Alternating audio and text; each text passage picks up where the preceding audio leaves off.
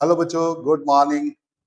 आज किस्मत से हमारा सेकंड चैप्टर स्टार्ट हो रहा है और इस सेकंड चैप्टर में मैं वन शॉट रिवीजन करा रहा हूँ बेटा। आपको आपने पढ़ रखा होगा और बहुत क्विकली। तो ये जो रिवीजन होगा बेटा मेरा, उसमें मेरे पास पीडीएफ है और उस पीडीएफ में आप सब कुछ समझेंगे। नोट मत करना, नोट करने में बहुत टाइम खराब होता है। तो वन शॉट रिवीजन का मतलब मैं उसमें थ्योरी और न्यूमेरिकल्स दोनों अलग अलग नहीं, थ्योरी और न्यूमेरिकल्स दोनों एक साथ ही रिवाइज कराऊंगा, भले ही वो 2 या 3 क्लासेस में खत्म हो, but it will be kind of one shot. Right children, समझ में आ गई बेटा बात? तो लेट अस स्टार्ट, क्योंकि बच्चों ने लगातार मुझे फीडबैक दिया कि सर आप सेकंड चैप्टर भी जल्दी डालो, तो I am going through that channel.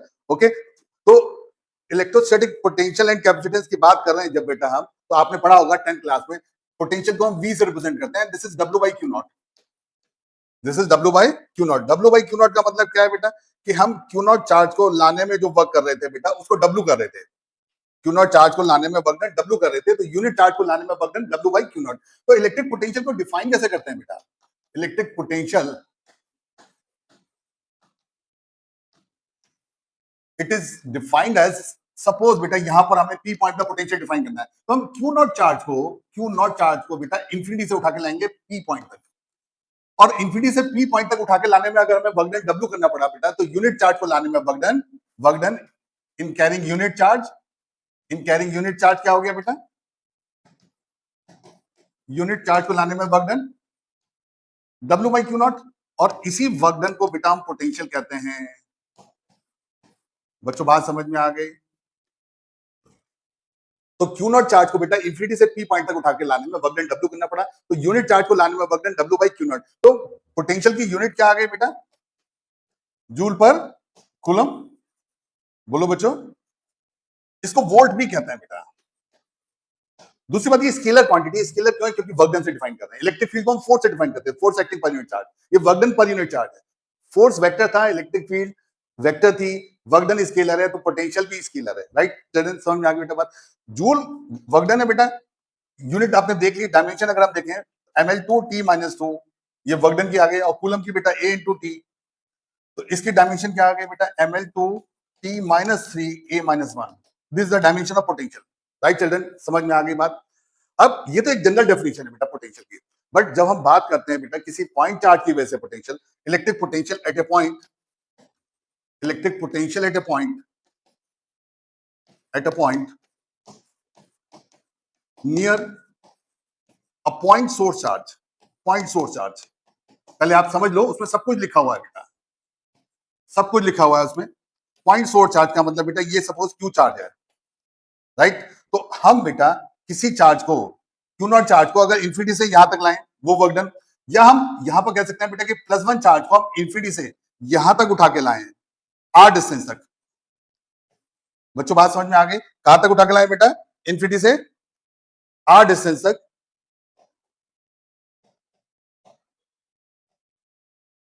Infinity से बेटा हम यूनिट चार्ज को उठा के लाएं, इंफिनिटी से यहां तक, जहां तक हमने पोटेंशियल निकालना है बेटा, और सपोज ये डिस्टेंस आर है, तो हमें जो वर्क करना पड़ेगा बेटा, +1 चार्ज जब यहां से यहां आएगा, तो अलग अलग डिस्टेंस पे होगा, तो हमें फोर्स भी अलग अलग लगाना पड़ेगा, और फोर्स की वैल्यू, क्योंकि कांस्टेंट स्पीड से लाना है, तो फोर्स की वैल्यू अलग अलग होगी बेटा, तो हमें वर्क डन इंटीग्रेशन से निकलेगा, और वर्क डन अगर इंटीग्रेशन से निकलेगा, तो पूरा प्रोसेस जो होगा बेटा इस पोटेंशियल को निकालने का, W is equal to integration F dot dr। Right children, from infinity to point P, और P पॉइंट क्या है बेटा? कितने डिस्टेंस पर? R डिस्टेंस पर। राइट चिल्ड्रन, समझ में आ गई बेटा बात? अब देखते हैं बेटा इसमें डेफिनेशन क्या है। It is defined as the work done in carrying a unit positive charge, very clearly written, from infinity to a point in a electric field region of other source charge with constant speed. तो work done कौन करना है बेटा? External agent. It means क्या है बेटा? जैसे for example हमारे पास, फॉर एग्जांपल बेटा क्या है बेटा, हम यूनिट पॉजिटिव चार्ज को ला रहे हैं, +1 चार्ज को, कहां से बेटा? इंफिनिटी से P पॉइंट तक, जहां पोटेंशियल निकालना है, और P पॉइंट सोर्स चार्ज के पास है। राइट बेटा, समझ में आ गई बेटा बात? तो इसमें जो हम वर्क डन करेंगे बेटा, वो वर्क डन ही इस P पॉइंट पर पोटेंशियल होगा। राइट चिल्ड्रन, समझ में आ गई सबको बात? ऐसा यूनिट मैंने आपको बताई थी बेटा, वोल्ट और जूल पर कूलम है। ऐसा यूनिट क्या है बेटा? वोल्ट और जूल पर कूलम। देखो W बाई क्यू, जूल पर कूलम। अब आता है बेटा expression for electrostatic potential at a point due to a point source charge. Point source charge ये है बेटा, this is the point source charge, this is the point source charge, ये point source charge है बेटा। इससे are distance पे potential निकाल रहे हैं, तो फिर से वही तरीका बेटा, +1 चार्ज को लाएंगे इंफिनिटी से पी पॉइंट तक, ठीक है। तो पोटेंशियल जो आएगा बेटा पी पॉइंट पर, पोटेंशियल की वैल्यू जो होगी V K Q by R, जैसे ग्रेविटेशन पोटेंशियल पढ़ा था ना आपने, बिल्कुल वैसे ही इलेक्ट्रिक ग्रेविटेशन पोटेंशियल हमेशा नेगेटिव था, उसको हम क्या लिखते थे बेटा, v is equal to minus G M by R, क्योंकि ग्रेविटेशन फोर्स हमेशा अट्रैक्टिव नेचर का था, ये attractive as well as repulsive nature का है। तो इलेक्ट्रोस्टैटिक पोटेंशियल v की जो वैल्यू आती है के क्यू बाई आर बेटा, पोटेंशियल स्केलर क्वांटिटी है, तो क्यू के साइन रखने हैं जरूर इंपॉर्टेंट, सोर्स चार्ज का साइन रखने हैं। अब अगर बेटा सोर्स चार्ज का साइन सपोज पॉजिटिव आता है, सपोज हमारा सोर्स चार्ज पॉजिटिव है, तो पोटेंशियल भी पॉजिटिव आएगा पी पॉइंट पर। पोटेंशियल पॉजिटिव आने का मतलब है बेटा कि +1 चार्ज को इंफिनिटी से इस पॉइंट तक लाने में एक्सटर्नल एजेंट पॉजिटिव होता है। बच्चों बात समझ में आ रही है? और अगर बेटा सोर्स चार्ज नेगेटिव होता, सोर्स चार्ज नेगेटिव होता बेटा अगर, तो क्या होता, देखो सोर्स चार्ज नेगेटिव है तो पोटेंशियल की वैल्यू नेगेटिव आती, इसका मतलब एक्सटर्नल एजेंट को इंफिनिटी से यहां तक लाने में नेगेटिव वर्क करना पड़ा, इसका मतलब इलेक्ट्रोस्टैटिक फोर्स को पॉजिटिव वर्क करना पड़ा।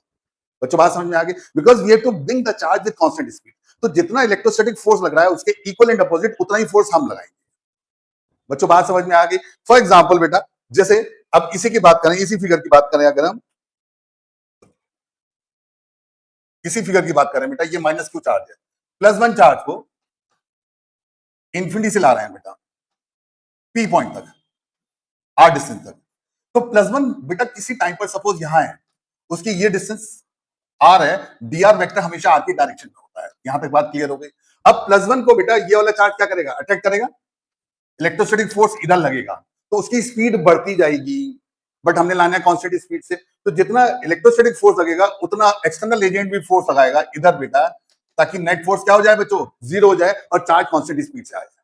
बच्चों बात समझ में आ गई, लॉजिक क्लियर हो गई कि +1 चार्ज को हमने कहां से लाना है, इंफिनिटी से, कहां तक लाना है बेटा, जिस पॉइंट पर पोटेंशियल डिस्क्राइब कर रहे हैं, और कांस्टेंट स्पीड से लाना है, तो एक्सटर्नल एजेंट जो वर्क करेगा वही यहाँ पर पोटेंशियल बन जाएगा। अब एक्सटर्नल एजेंट का वर्क डन ढूंढे बेटा अगर हम, तो कैसे करेंगे, W इज इक्वल टू, देखो ध्यान से समझ लो, एक्सटर्नल एजेंट ने किधर फोर्स लगाया बेटा, टुवर्ड्स राइट और लेफ्ट, एक्सटर्नल एजेंट ने टुवर्ड्स राइट फोर्स लगाया, dr वेक्टर हमेशा राइट फोर्स की डायरेक्शन में है बेटा, तो F और dr के बीच का एंगल क्या आ गया, 0, इंफिनिटी टू r और कैपिटल R लिख सकते हैं बेटा, F और dr, F हमने इलेक्ट्रोस्टैटिक फोर्स उधर लगा, dr वेक्टर भी उधर है बेटा, एंगल खोला तो F dr आ गया, cos 0 1 हो गया, इंफिनिटी टू r, F की वैल्यू रख दी बेटा k Q 1 by r square dr, infinity to r, k Q common ले लिया बेटा, 1 अपॉन r स्क्वायर का integration -1 by r, infinity to r, तो फाइनल आंसर क्या आया बेटा, क्या आई v की वैल्यू, v is equal to minus K Q by are.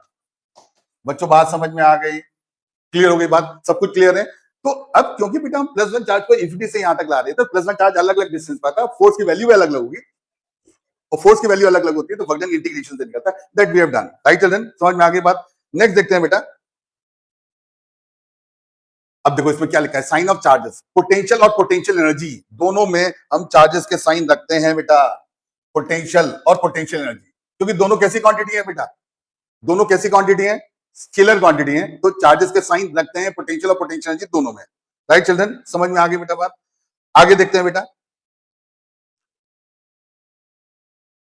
sign of source charge, also finding electrostatic potential, so the value of this potential should, that an external agent has to do positive work, carrying positive charge from infinity to that point, right children, समझ में आ गई, everything is written here, जब आप पढ़ोगे तो आपको समझ में आ जाएगा बेटा। अब देखो this is the derivation, derivation में हमने क्या करा है बेटा, +1 चार्ज को लाए इंफिनिटी से p पॉइंट तक, और +1 चार्ज को इंफिनिटी से p पॉइंट तक लाने में हम जो फोर्स, अभी मैंने आपको फिगर जो पूरा डेरिवेशन बताया वही चीज है यहाँ पर बेटा।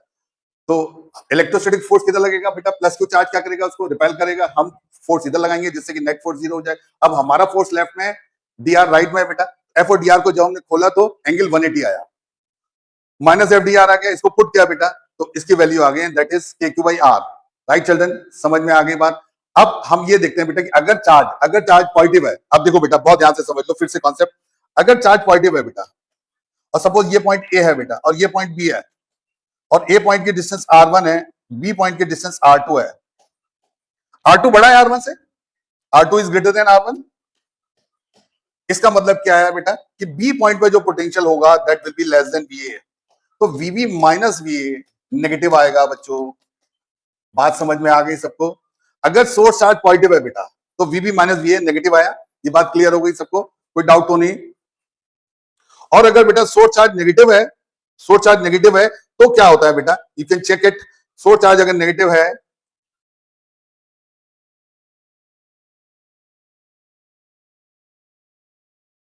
सोर्स चार्ज अगर नेगेटिव है बेटा, देखो अगर सोर्स चार्ज नेगेटिव है तो कैसा आएगा बच्चों,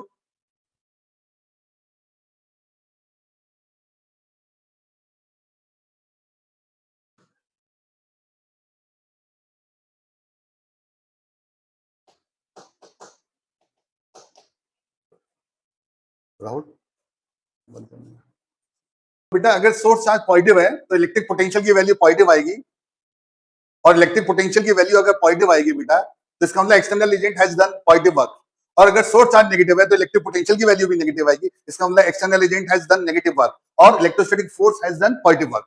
हमेशा याद रखना, अगर एक्सटर्नल एजेंट पॉजिटिव वर्क कर रहा है तो इलेक्ट्रोस्टैटिक फोर्स नेगेटिव वर्क करेगा। राइट चिल्ड्रन, समझ में आ गई बेटा बात। अब देखते हैं बेटा और थोड़ा आगे बढ़ते हैं। Electrostatic potential at an axial point of a dipole, very simple, ये तो बहुत ही सिंपल है बेटा। आपने इलेक्ट्रिक फील्ड निकाली थी एक्सियल पॉइंट पर, अब पोटेंशियल निकालते हैं। इलेक्ट्रिक फील्ड निकालने के लिए बेटा हम +1 चार्ज मानते थे, यहां कोई जरूरत नहीं है, यहां तो सिर्फ इन दो चार्जेस की वजह से पोटेंशियल निकालो और सिंपली ऐड करो। राइट चिल्ड्रन, समझ में आ गई बेटा बात। तो जैसे एम पॉइंट पर पोटेंशियल आया बेटा वी, एक तो माइनस क्यू चार्ज से एक प्लस क्यू चार्ज से, चार्ज के साइन रखते हैं हम, वेरी इंपॉर्टेंट, आर प्लस ए, दूसरे चार्ज का भी साइन रखा बेटा के प्लस क्यू आर माइनस ए, और दोनों को ऐड कर दिया and that will be the answer. तो अगर हम इसे सॉल्व करेंगे बेटा, के क्यू हमने कॉमन ले लिया बच्चों, ये आया बेटा 1/r minus A minus 1/r plus A. इसको जब हम सॉल्व करेंगे बेटा तो ये आएगा KP upon R square minus A square. Right children, समझ में आ गया। फिर से फार एक्सियल पॉइंट है, अगर हमारा फार एक्सियल पॉइंट है तो भी हम निकाल सकते हैं, आर ए स्क्वायर को नेग्लेक्ट कर देंगे तो केपी बाई आर स्क्वायर आ गया। जबकि एम पॉइंट पर इलेक्ट्रिक फील्ड क्या आ रही थी शॉर्ट डाइपोल की वजह से, 2 KP by R cube. Right children, समझ में आ गई बात सबको। देखते हैं आगे, देखते हैं बेटा आगे। देखो आपके सामने डेरिवेशन पढ़ लो, the same we have done here, same we have done here. तो यू कैन नोट डाउन और I will send you notes, fight to copy, बस समझने की चीज समझो जल्दी जल्दी, ताकि हम जल्दी से कोई रिवीजन कर लें चैप्टर का, theory and derivations and definitions, और इसके बाद न्यूमेरिकल्स का एक और हम शॉर्ट वीडियो देंगे। राइट चिल्ड्रन, तो देखा आपने के क्यू 2a क्यू को पी लिख दिया बेटा। देखो अगले स्टेप में शॉर्ट डाइपोल है बेटा, everything is written here, everything is written here, short dipole है। तो क्या करेंगे बेटा, ए स्क्वायर को नेग्लेक्ट कर दिया, केपी बाई आर स्क्वायर, जबकि पॉइंट चार्ज की वजह से जो पोटेंशियल आता था बेटा वो केक्यू बाई आर, वो वी के इनवर्सली प्रोपोर्शनल था। समझ में आ गई बच्चों बात, ठीक है। आगे देखते हैं बेटा, अब पोटेंशियल और इसके बीच में जो ग्राफ है बेटा, पॉइंट चार्ज डाइपोल, डाइपोल में केपी बाई आर स्क्वायर आता था, तो ये शार्पली डिक्रीज हो रहा है, जबकि पॉइंट चार्ज में केक्यू बाई आर आता था बेटा। तो दोनों में फर्क है, दोनों के रिजल्ट्स के अकॉर्डिंग फर्क है बेटा। ये रिजल्ट होता था V equal to KQ by R, और ये रिजल्ट होता था बेटा V equal to KP by R square. तो इसमें वी शार्पली डिक्रीज होगा डाइपोल के केस में, that we have shown here. Right children, समझ में आ गई बात सबको। आगे चलते हैं।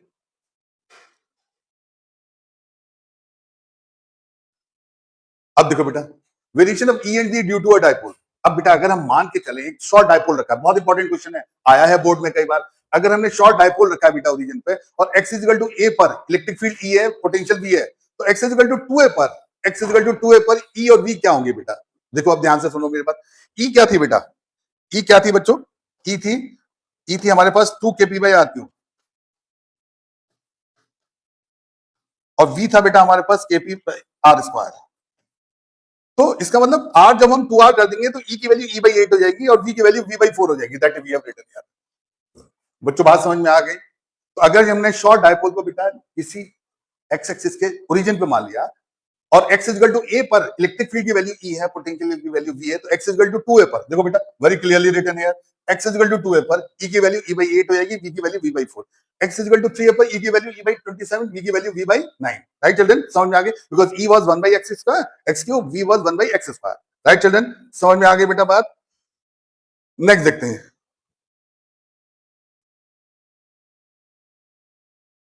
अब आता है बेटा variation of E and V due to a point charge. देखो पॉइंट चार्ज की वजह से आपने पढ़ा K Q by R square, V आता है के क्यू बाई आर, तो वही रिलेशन हमने बेटा यहां बताए हैं, आप देख सकते हैं कि ये वी ए, ठीक है, कोई डाउट तो नहीं, एवरीथिंग क्लियर। अब आता है बेटा electrostatic potential at an axial equatorial point. जब जैसे हमने बेटा इलेक्ट्रिक फील्ड निकाली थी, एक्सियल पॉइंट पे भी और इक्वेटोरियल पॉइंट पे भी। ऐसे हम पोटेंशियल भी निकालते हैं बेटा। देखो आप सुनो मेरी बात, इक्वेटोरियल पॉइंट इसको ब्रॉड साइड ऑन पोजीशन भी कहते थे, इस एक्सियल पॉइंट को एंड साइड ऑन पोजीशन भी कहते हैं, इक्वेटोरियल पॉइंट को ब्रॉड साइड ऑन पोजीशन भी कहते हैं। ये दो चार्जेस हैं बेटा, और ये डिस्टेंस तुमने पढ़ी थी, ये डिस्टेंस कितनी थी बच्चों, ए थी, ये भी डिस्टेंस ए थी, सेंटर से आर डिस्टेंस दी थी, ये distance under root R square plus A square आ गई। देखो ऐसे ये भी distance R square plus A square आ गई। और यहां पर जब हम पोटेंशियल निकालेंगे बेटा तो v1 प्लस v2 करेंगे, और चार्जेस के साइन तो रखना ही है हमने, तो k minus Q upon under root R square plus A square. बच्चों बात समझ में आ गई, k plus Q upon under root R square plus A square, और इन सब का सम क्या आया बच्चों, जीरो आया। इसका मतलब इक्वेटोरियल पॉइंट पर हर जगह पोटेंशियल जीरो होगा।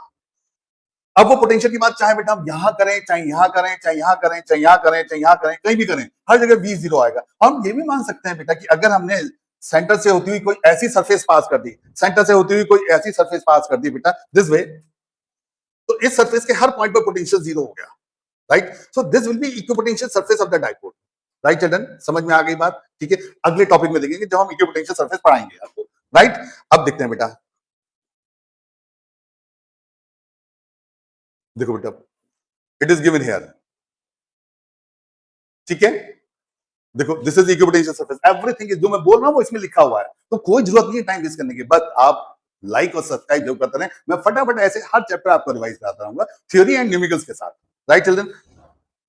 देखो बेटा अब expression for electrostatic potential at a random point of the dipole, random point कौन सा होता है बेटा, रैंडम पॉइंट का मतलब मैं तुम्हें बताता हूं, फिर इसके बाद तुम डेरिवेशन देख लोगे, समझ लोगे। जैसे ये डाइपोल है बेटा, ये माइनस क्यू पॉइंट है, ये प्लस क्यू पॉइंट है। जैसे रैंडम पॉइंट पर हमने इलेक्ट्रिक फील्ड निकाली थी डाइपोल की वजह से, ऐसे ही हम बेटा रैंडम पॉइंट पर पोटेंशियल निकाल रहे हैं। तो सपोज ये रैंडम पॉइंट है बेटा जिसकी डिस्टेंस हमेशा सेंटर से लेते थे, ये ए पॉइंट था बेटा, ये बी पॉइंट था, ये डिस्टेंस ए थी बेटा, ये डिस्टेंस भी ए थी, और ये एंगल थीटा मान लिया। तो माइनस क्यू चार्ज से जो डिस्टेंस हो गई बेटा वो R1 हो गई, और प्लस क्यू चार्ज से जो डिस्टेंस हो गई R2 हो गई। बच्चों बात समझ में आ गई।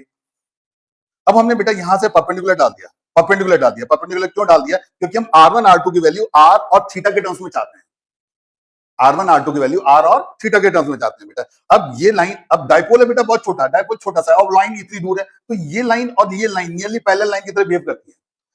तो ये एंगल अगर थीटा है बेटा तो ये भी एंगल थीटा आ गया। ये डिस्टेंस कितनी हो गई बेटा, a cos थीटा। ऐसे बेटा ये डिस्टेंस भी a cos थीटा हो गई बच्चों। ये सपोज C पॉइंट है, ये सपोज D पॉइंट है बेटा। तो R1 क्या चीज है बेटा, R1 देखो यहां से समझो, सपोज ये M पॉइंट है, R1 को हम लिख सकते हैं बेटा MC प्लस CA। MC कितनी है बेटा, MC देखो कितना है, MC को लिख सकते हैं हम OM प्लस CA। OM क्या है बेटा R, और CA क्या है, a cos theta. So this is the value of R1। अब R2 देखें बेटा, R2 निकालना है हमने, तो फिर हमने यहां से परपेंडिकुलर डाल दिया बेटा, ये एंगल 90 डिग्री है। तो हम R2 हमारा है क्या बेटा, R2 देखो यहां से क्या है, MB है ना, MB को हमने क्या लिख दिया बेटा, MB को DM लिख दें बच्चों, फिगर से देखो MB को DM लिख सकते हैं, और DM को क्या लिख दिया बेटा हमने, OM minus OD, OM minus OD। OM बेटा R है, OD a cos थीटा है, तो R2 की वैल्यू आ गई बेटा R minus a cos theta. अब तो बहुत ही सिंपल है, R1 आ गया, R2 आ गया। अब सीधे इस फॉर्मूले में रखना है बेटा, V equal to K minus Q by R1 plus K plus Q by R2। Charges के साइन तो रखनी है, पोटेंशियल में हमेशा चार्जेस के साइन, चार्ज के साइन कहां नहीं रखने, इलेक्ट्रिक फील्ड और इलेक्ट्रोस्टैटिक फोर्स जो वेक्टर क्वांटिटी है, राइट चिल्ड्रन, समझ में आ गया बेटा बात। इसके बाद सॉल्व करना है बेटा, कुछ भी नहीं है, इसके बाद सॉल्व करना है। देखो it is in front of you, see है, very neat and clean. Figure देख लो बहुत अच्छी तरह से, दोनों एंगल थीटा दिखाया बेटा, ये a cos थीटा हो गया, ये भी a cos थीटा हो गया, यहां से यहां तक की डिस्टेंस R1 है, यहां से यहां तक की डिस्टेंस R2 है, और यहां से यहां तक की डिस्टेंस R है बेटा। तो हमने R1 R2 दोनों को R और थीटा के टर्म्स में लिखा है, राइट चिल्ड्रन, समझ में आ गई बेटा बात। आगे देखते हैं, देखो एवरीथिंग इज रिटन हियर। तो हम देखते हैं बेटा फाइनल रिजल्ट क्या आया हमारे पास, फाइनल रिजल्ट जो आया हमारे पास वो आया बेटा, फाइनल रिजल्ट आया हमारे पास V equal to final result क्या आया बेटा, V equal to KP, 2AQ को P लिखने बेटा, KP cos theta upon R square minus A square cos square theta. ये आ गया बेटा। अब इस रिजल्ट में बेटा अगर हम थीटा को जीरो रख देते हैं, थीटा को जीरो, थीटा जीरो का मतलब बेटा डाइपोल ये था माइनस क्यू प्लस क्यू, और थीटा ये एंगल था, तो अगर थीटा जीरो है बेटा इसका मतलब ये पॉइंट यहां आ गया और ये एक्सियल पॉइंट बन गया। तो थीटा को जीरो रखेंगे बेटा, cos जीरो 1 हो जाएगा। तो फाइनल रिजल्ट क्या आ जाएगा हमारा, V एक्सियल क्या आ जाएगा, V एक्सियल पॉइंट पर KP upon R square minus A square, जो हम पहले भी निकाल चुके हैं। तो बढ़िया है ना, देखो रैंडम पॉइंट पर डेरिवेशन किया आपने, चाहे इलेक्ट्रिक फील्ड का करा चाहे पोटेंशियल का करा, डाइपोल के रैंडम पॉइंट पर, तो रिजल्ट हमारे दोनों कंडीशन को मैच कराते हैं। राइट चिल्ड्रन, अगर बेटा इक्वेटोरियल पॉइंट है, अगर हमारा पॉइंट इक्वेटोरियल पॉइंट है बेटा, इक्वेटोरियल पॉइंट है, तो क्या होता है, देखो थीटा को 90 डिग्री रख देंगे। देखो इक्वेटोरियल पॉइंट है, KP by R square minus A square आ गया बेटा। हाँ, इसमें एक और चीज मैं बता दूं आपको, इसको अगर हम वेक्टर फॉर्म में लिखना चाहते हैं बेटा, इस रिजल्ट को वेक्टर फॉर्म में लिखना चाहते हैं, अगर हम इस रिजल्ट को, देखो इस रिजल्ट को हम वेक्टर फॉर्म में लिखना चाहते हैं बेटा, तो v स्केलर क्वांटिटी है, तो वेक्टर फॉर्म में अगर हम लिखेंगे बेटा, तो हम क्या करेंगे, हमें पता है राइट साइड पे 2a³ p वेक्टर है, तो k p cos theta upon R square minus A square cos square theta था बेटा ये रिजल्ट। तो हमें पता है बेटा p वेक्टर है और r वेक्टर है यहाँ पर, तो हमने क्या करा बेटा, बहुत खूबसूरती से k p वेक्टर के ऊपर dot are square minus A square cos square theta. बच्चों बात समझ में आ गई। अब p डॉट r को अगर हम खोलेंगे बेटा, तो देखो आता क्या है, p डॉट r को, तो p का मॉड p, यूनिट वेक्टर का मॉड 1, और इनके बीच का एंगल थीटा है बेटा, तो p cos थीटा आ गया। p cos थीटा को रिप्लेस करके तो हमने ये लिखा है, समझ में आ गई बच्चों बात। तो यहां से हमें पता लग गया बेटा, जब ये डॉट प्रोडक्ट है, इसका मतलब पोटेंशियल स्केलर क्वांटिटी है, तो रैंडम पॉइंट पर पोटेंशियल को भी हमने किस फॉर्म में लिख दिया बेटा, वेक्टर फॉर्म में। समझ में आ गई बच्चों बात। इसी में अगर हम इक्वेटोरियल पॉइंट पर निकाल रहे हैं बेटा, इक्वेटोरियल पॉइंट पर देखो, तो थीटा को क्या लिख देंगे बेटा 90, और थीटा को 90 लिखेंगे। इक्वेटोरियल पॉइंट कौन सा हो गया, just see it, equatorial point कौन सा हो गया बेटा, जैसे ये डाइपोल था बेटा, इक्वेटोरियल पॉइंट ये पॉइंट हो गया, तो थीटा कितनी हो गई बेटा 90, और cos 90 रखेंगे इसमें तो 0 आ जाएगा, तो v की वैल्यू 0 आ जाएगी यहाँ पर। It matches perfectly. Right children, समझ में आ गई बात सबको। आगे देखते हैं बेटा, अब आता है सीबीएसई में नहीं है electrostatic potential at an axial point of a charging, but some time MCQ आते हैं, तो उसमें आपको एक्सियल पॉइंट पे, रिंग के एक्सियल पॉइंट पे इलेक्ट्रिक फील्ड भी आनी चाहिए, रिंग के एक्सियल पॉइंट पे पोटेंशियल भी निकालना आना चाहिए बच्चों। तो पोटेंशियल ही मैं डिस्क्राइब कर रहा हूं, आप समझो ध्यान से। सपोज हमने कोई छोटा सा चार्ज ले लिया बेटा, अब ये कंटिन्यूस चार्ज है बच्चों, इसमें बेटा कंटिन्यूस चार्ज है, तो हम छोटे छोटे चार्ज मान के पोटेंशियल निकाला हमने। तो हमने बेटा रेडियस ले ली रिंग की r, डिस्टेंस ले ली स्मॉल r, और ये डिस्टेंस हो गई √r square plus r square. Right children, समझ में आ गई बात। अब इस छोटे से चार्ज की वजह से जो पोटेंशियल आया बेटा, वो भी छोटा सा आया, kdq upon √r square plus r square, ये पोटेंशियल आया। तो पूरे रिंग की वजह से अगर हम पोटेंशियल निकालेंगे बेटा, तो इसी को इंटीग्रेट करेंगे, तो जो जो चीज कांस्टेंट है उसे बाहर ले लो, उसे बाहर ले लिया बेटा हमने, dq का इंटीग्रेशन q आ गया, तो ये क्या आ गया बेटा, kq upon √r square plus r square. This is the value of potential at an axial point. जबकि एक्सियल पॉइंट पे इलेक्ट्रिक फील्ड क्या थी बेटा, हमने करा था kqr upon r square plus r square की पावर 3/2, ये इलेक्ट्रिक फील्ड थी बेटा, और ये पोटेंशियल आ रहा है। राइट चिल्ड्रन, अब रिंग के सेंटर पे निकालना चाहते हैं बेटा पोटेंशियल, तो इसी वाले डेरिवेशन में m पॉइंट r डिस्टेंस पे दूर है, तो m पॉइंट अगर यहां आ गया बेटा, तो r की वैल्यू 0 पुट कर दोगे, और r की वैल्यू अगर हम 0 पुट कर देंगे बेटा, तो v क्या आ जाएगा, kq/r। तो रिंग के सेंटर पर यूनिफॉर्मली चार्ज रिंग के सेंटर पे इलेक्ट्रिक फील्ड 0 होती है, जबकि पोटेंशियल 0 नहीं है। व्हाट डज इट शो, कि it is not necessary that both field and potential should be 0 simultaneously at the same point. बच्चों बात समझ में आ गई, क्लियर हो गई बेटा बात। आगे देखते हैं,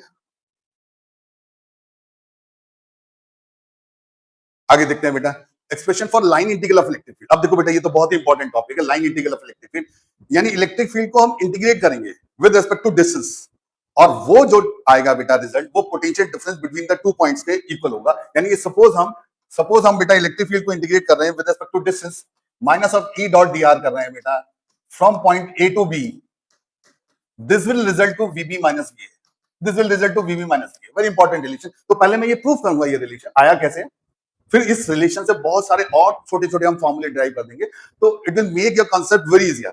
राइट चिल्ड्रन, समझ में आ गई बेटा बात। तो हमने क्या किया बेटा, line integral of electric field with respect to distance between the 2 points is equal to potential difference between these 2 points. You can note down what is written here, negative of line integral।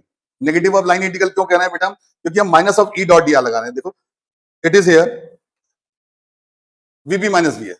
अब इसका proof भी बताता हूं बेटा आपको, बहुत simple सा proof है, बहुत ही सिंपल सा प्रूफ, आप भी सरप्राइज करोगे सर ने इतना आसान कैसे बना दिया ये प्रूफ।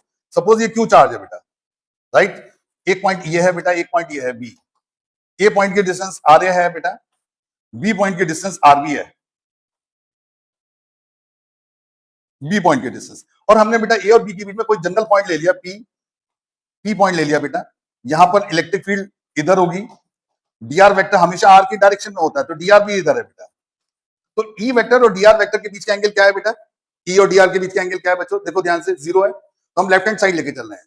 तो हमने सबसे पहले खोला बेटा minus of E D R cos 0, minus बाहर है बेटा, ई की वैल्यू रखी हमने पॉइंट चार्ज के लिए K Q by R square D R A to B. अब डी आर बता रहा है बेटा वेरिएबल आर है, तो हम क्या करेंगे, ए और बी पॉइंट दोनों के आर लिखेंगे। तो माइनस के क्यू तो बाहर है ही बेटा, अंदर है आर की power minus two D R. A point का आर ए है बेटा, बी पॉइंट का आर बी है, माइनस के क्यू तो बाहर है ही बेटा, माइनस के क्यू बाहर है ही हमारे पास। इसका इंटीग्रेशन करा तो माइनस वन बाई आर आया बेटा, R A to R B, minus minus plus हो गया बेटा, तो K Q by R, what does it come, V B minus V, one by R B minus one by R A. Right बेटा, समझ में आ गई बात? क्या चीज आई, one by R B minus one by R A. Let us see, देखो अब वही चीज, बिल्कुल वही चीज, ई और डी आर के बीच का एंगल पहले हमने 0 दिखाया बेटा, देखो फिगर कितनी क्लियर है, +1 चार्ज मान लिया, ए पॉइंट बी पॉइंट, ए पॉइंट की डिस्टेंस आर ए थी, बी पॉइंट की डिस्टेंस आर बी थी, इन दोनों के बीच में बेटा हमने कहीं +1 चार्ज ले लिया, और इस +1 चार्ज पर, इस +1 चार्ज पर बेटा इलेक्ट्रिक फील्ड इधर आई, डी आर वेक्टर हमेशा आर की डायरेक्शन में होता है, इसी को इंटीग्रेट किया बेटा हमने। तो जब इंटीग्रेट कर रहे हैं हम, इंटीग्रेट कर रहे हैं बेटा हम, देखो K Q by R square D R, integration के साइन रख दिया बेटा, तो this comes V B minus V A. Proof समझ में आ गया बच्चों, क्लियर है? ये तो प्रूफ जब आया बेटा जब इलेक्ट्रिक फील्ड वेरिएबल है।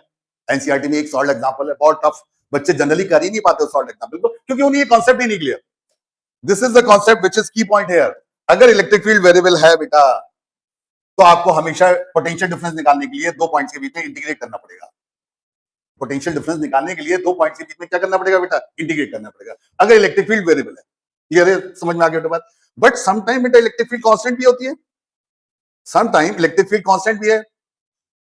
अब देखो इसमें एक और इंपॉर्टेंट बात बेटा, अगर हमारे ए पॉइंट इंफिनिटी पर है और बी पॉइंट आर डिस्टेंस पर है बेटा, और इंफिनिटी पे हम पोटेंशियल 0 मानते हैं, और बी पॉइंट पर पोटेंशियल हमने वी मान लिया बेटा, तो किसी जनरल पॉइंट पर पोटेंशियल डिफाइन करने का ये तरीका आ गया बच्चों, किसी जनरल पॉइंट पर पोटेंशियल डिफाइन करने का तरीका आ गया। यानी जनरल पॉइंट पर अगर पोटेंशियल डिफाइन करना है आपको, तो इलेक्ट्रिक फील्ड का लाइन इंटीग्रल कर दो बेटा from infinity to that point. बच्चों बात समझ में आ गई? क्लियर है? वेरी इंपॉर्टेंट रिलेशन, बढ़िया, आपको सब कुछ क्लियर हो जाएगा। राइट चिल्ड्रन, समझ में आ गई बात?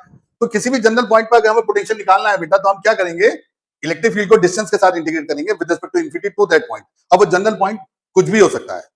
ठीक है बेटा, आगे देखते हैं। अगर फील्ड कांस्टेंट है, यूनिफॉर्म है, अगर फील्ड कांस्टेंट है बेटा, तो हमने क्या करा बच्चों, देखो ध्यान से, अगर फील्ड कांस्टेंट है तो बेटा minus of E dot D are जो था, हमने लेफ्ट हैंड साइड थी हमारी, उसमें से ई हमने बाहर ले लिया बेटा, D R from A to B, D R का इंटीग्रेशन आर आ गया बेटा माइनस ई, तो ये आ गया बेटा R B minus R A. Right children, समझ में आ गई बात? अब सपोज बेटा, सपोज ये ए पॉइंट है बेटा, ये बी पॉइंट है, ओरिजिन के रेस्पेक्ट में ए पॉइंट का पोजीशन वेक्टर आर ए है बेटा, और बी पॉइंट का पोजीशन वेक्टर आर बी है, और ये वेक्टर ए बी है बेटा, ये वेक्टर ए बी है। तो आप देख रहे हो बेटा, आर ए वेक्टर में ए बी वेक्टर ऐड कर रहे हैं, आर बी आ रहा है, आर ए में ए बी वेक्टर ऐड कर रहे हैं, क्या आ रहा है बेटा, आर बी आ रहा है। तो R A plus A B is equal to R B, तो ए बी को लिख सकते हैं बेटा हम R B minus R A, और यही हमने यहां लिखना है। तो ये रिजल्ट क्या बन जाएगा बेटा, minus E dot A B. So this is a formula for B B minus B A. कब ये फॉर्मूला कब यूज करेंगे बेटा हम, जब फील्ड कांस्टेंट है बच्चों। इंटीग्रेट कब करेंगे, जब फील्ड वेरिएबल है। तो दोनों बातें समझ में आ गई, अब गलती नहीं होनी चाहिए, हम आगे भी करते रहेंगे, इसको यूज करेंगे, बहुत सारे क्वेश्चंस में यूज आएगा। तो ऐसी इंपॉर्टेंट बातें मैं आपको शेयर करूंगा जो जनरली बच्चे नहीं जानते। अब देखो बेटा, सुनो, नेक्स्ट देखो, देखो दिस द फिगर, वही चीज है, वही चीज है ना बेटा जो मैंने अभी समझाई तुम्हें। तो minus of E dot A B को क्या लिख सकते हैं हम बेटा, वीबी माइनस वी ए। अगला देखते हैं बेटा, अब एक और इंपॉर्टेंट रिलेशन बेटा, हमारे पास जो था रिजल्ट, हमारे पास क्या रिजल्ट था बेटा, हमारे पास रिजल्ट था minus E dot D R. Result क्या था बेटा हमारे पास, minus E dot D R is equal to VB minus V A, ये रिजल्ट था बेटा। तो हमने अगर वीबी माइनस वी ए को बेटा वी मान लिया, वीबी माइनस वी ए को वी ले लिया बेटा, तो ये रह गया minus of E dot D R is equal to V. Differentiate कर दिया बेटा बोथ साइड, यहां से इंटीग्रेशन का साइन हट जाएगा, उधर v का डिफरेंशिएशन dv बन जाएगा, तो e की वैल्यू क्या आ गई बेटा, minus of dv by dr। और इस dv बाई dr को बच्चों हम क्या कहते हैं, पोटेंशियल ग्रेडियंट। इसका मतलब electric field in a region is equal to negative of potential gradient in that region, यानी कि इलेक्ट्रिक फील्ड उस रीजन में किस वैल्यू के इक्वल होगी बेटा, किस रेट से पोटेंशियल चेंज हो रहा है। तो डीवी बाई डीआर से यहाँ पोटेंशियल की यूनिट, इलेक्ट्रिक फील्ड की दूसरी यूनिट आ गई बेटा, वोल्ट पर मीटर, जबकि पहली यूनिट क्या थी इलेक्ट्रिक फील्ड की, न्यूटन पर कूलम। नेगेटिव साइन क्या शो करेगा बेटा, कि इलेक्ट्रिक फील्ड उस डायरेक्शन में होगी जिस डायरेक्शन में डीआर स्मॉल है, स्मॉलेस्ट, और डीआर स्मॉलेस्ट कब होगा बेटा, डीआर स्मॉलेस्ट कब होगा, जब उन इक्विपोटेंशियल सरफेस के बीच के डिस्टेंस परपेंडिकुलर डिस्टेंस होगी।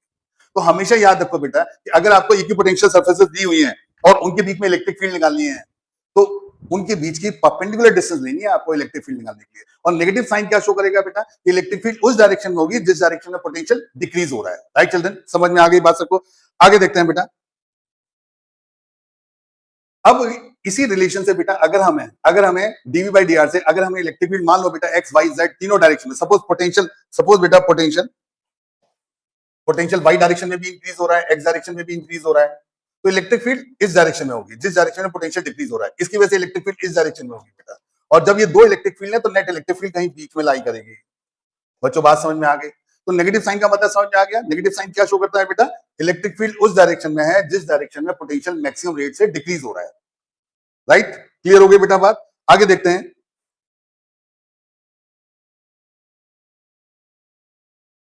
आगे देखते हैं बेटा। अब देखो इंपॉर्टेंट चीज बताता हूं बेटा आपको, वही जो सब कुछ मैंने बोला वो सब कुछ यहां लिखा हुआ है, इसलिए मैंने उसको स्किप कर दिया। ठीक है, अब देखो बेटा, किसी चार्ज शेल के अंदर, चार्ज शेल है बेटा, ये चार्ज शेल जो हमने करा था बेटा, हमने इलेक्ट्रिक फील्ड निकाली थी बच्चों, इसके अंदर शेल के अंदर इलेक्ट्रिक फील्ड निकाली थी। इसके अंदर इलेक्ट्रिक फील्ड क्या थी, गॉस थ्योरम यूज करके निकाली थी बेटा, जीरो थी। और ई क्या होता है बेटा, डीवी बाई डी आर, इसका मतलब वो भी जीरो हो गया, इसका मतलब वी कांस्टेंट हो गया अंदर हर जगह। तो इसकी जो सरफेस है बेटा, शेल की सरफेस इक्विपोटेंशियल सरफेस बन गई। सेल की सरफेस कैसी बन गई बेटा, इक्विपोटेंशियल सरफेस। और इलेक्ट्रिक फील्ड लाइंस हमेशा इक्विपोटेंशियल सरफेस के परपेंडिकुलर होती हैं, तो इलेक्ट्रिक फील्ड लाइंस ऐसी होंगी। बच्चों बात समझ में आ गई? तो किसी भी चार्ज शेल के, अगर कोई शेल है बेटा, चार्ज ब्रीफ कर देता हूं मैं आपको, अगर कोई चार्ज शेल है बेटा, इसकी रेडियस आर है और क्यू चार्ज है, अगर इसमें आर रेडियस है, तो अंदर इलेक्ट्रिक फील्ड जीरो होगी, पोटेंशियल अंदर वही होगा जो सरफेस पे है, क्योंकि पोटेंशियल कांस्टेंट है। सरफेस पे इलेक्ट्रिक फील्ड क्या होगी बेटा, के क्यू बाई आर स्क्वायर, इसी को हमने सिग्मा बाई एप्सिलॉन नॉट कहा था। और सरफेस पे पोटेंशियल भी होगा बेटा, के क्यू बाई आर। बाहर बाहर बाहर क्या होगा बेटा, इलेक्ट्रिक फील्ड ऐसे होगी जैसे इस पूरे शेल का चार्ज इसके सेंटर पे है, तो वो के क्यू बाई आर स्क्वायर। और बेटा पोटेंशियल भी ऐसे ही आएगा जैसे पूरे चार्ज का शेल सेंटर उसके सेंटर पे है। तो यहां अगर हम पोटेंशियल निकालना चाहते हैं बेटा, तो हम फिर से वही यूज कर सकते हैं, minus of E dot D are, minus of E dot D R from infinity to point P, और पी पॉइंट कितनी दूर है बेटा, आर। और ई की वैल्यू शेल के बाहर क्या होगी बेटा, के क्यू बाई आर स्क्वायर। तो इसको जब ये वैल्यू रखोगे बेटा और यहां सॉल्व करोगे, तो वी की वैल्यू बाहर कितनी आ जाएगी, के क्यू बाई आर। बच्चों समझ में आ गई, सारी बातें क्लियर हो गई? तो हमने किस तरह से ई का यूज करते हैं किसी भी पॉइंट पर पोटेंशियल निकालने के लिए। तो अगर हमने यहां पोटेंशियल निकाला, ई डॉट डी आर यूज किया बेटा इन्फिनिटी टू दिस पॉइंट। अगर यहां निकालना चाहते हैं, फिर से ई डॉट डी आर यूज करेंगे, इन्फिनिटी टू आर कर देंगे, अब लिमिट कैपिटल आर, क्योंकि सरफेस पर निकालना है। राइट चिल्ड्रन, समझ में आ गई बच्चों बात? आगे देखते हैं बेटा।